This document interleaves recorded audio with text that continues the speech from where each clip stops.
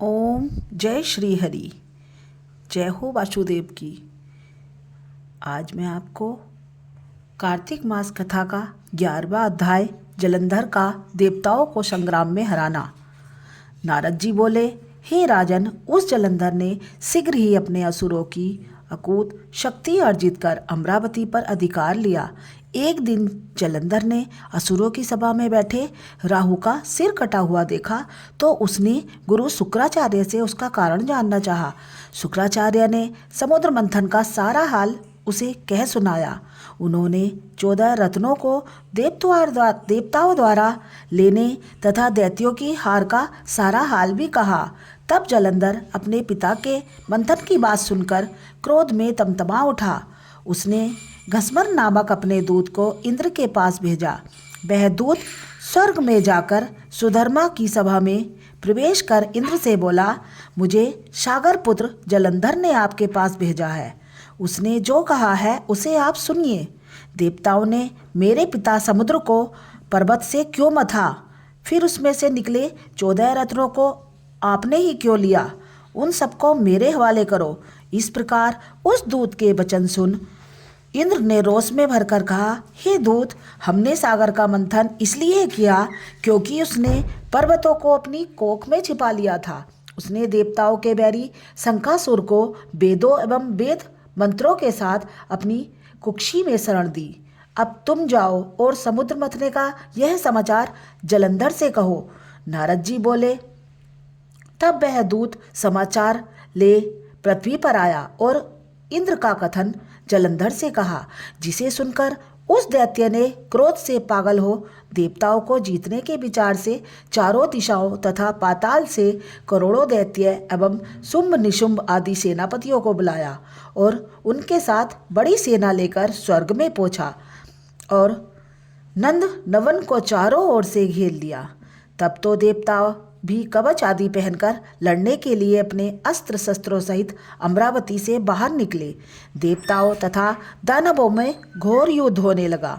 मूसल, बाण, गदा, बर्छी, फरसा आदि शस्त्रों से एक दूसरे की भयानक मारकाट होने लगी।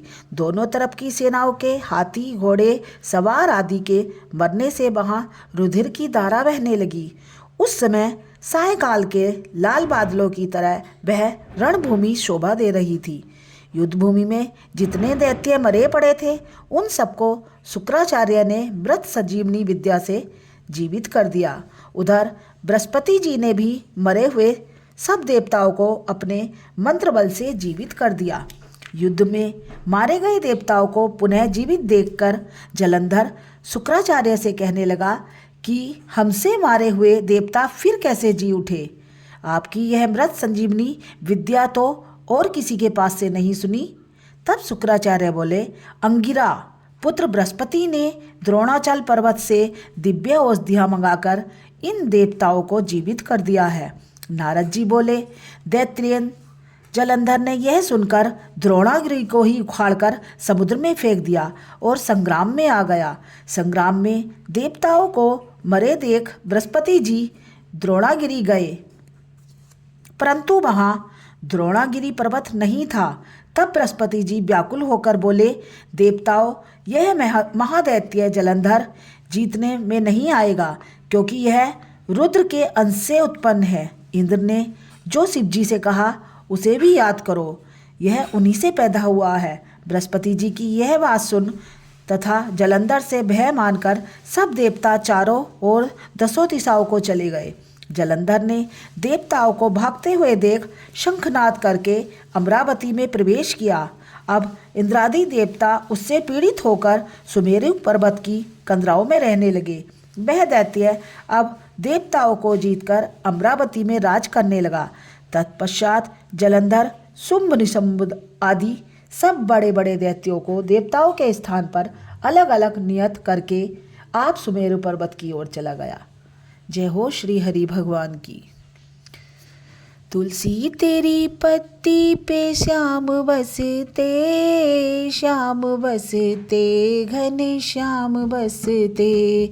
तुलसा तेरी पत्ती पे श्याम बसते, श्याम बसते, घन श्याम बसते। एक तरफ लक्ष्मण एक तरफ सीता, बीच में राम भगवान बसते। तुलसा तेरी डाली पे श्याम बसते, तुलसा तेरी डाली पे श्याम बसते।